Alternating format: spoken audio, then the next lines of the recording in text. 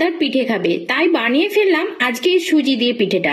সুজিটাকে লবণ দিয়ে কিছুক্ষণ ভিজিয়ে রেখেছি। এদিকে ঢাকা দিয়ে আমি নারকেলটাকে গুড় দিয়ে একটু নেড়ে নিলাম। সুজিটা ভিজে গেলে আমি একে মিক্সির জারে একটু ঘুরিয়ে নেব।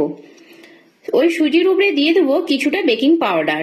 বেকিং পাউডারটা দিয়ে আরো কিছুক্ষণ মিশিয়ে নেবার পরে আমি দুটো গ্লাস নিয়েছি, অল্প করে তেল ব্রাশ করে দিয়ে ওর উপরে ব্যাটারটা ঢেলে দেব।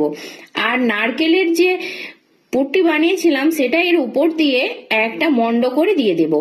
এবার জলে 15 থেকে 20 মিনিটের জন্য পিঠেগুলো সেদ্ধ করে নিতে হবে। আর পিঠেগুলো দেখতে যতটাই সুন্দর হোক না কেন, খেতে কিন্তু তার থেকেও বেশি সুন্দর।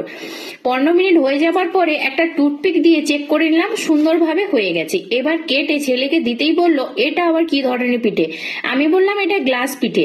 অবশ্যই এইভাবে বাচ্চাদের দেবেন, খুবই খুশি হবে।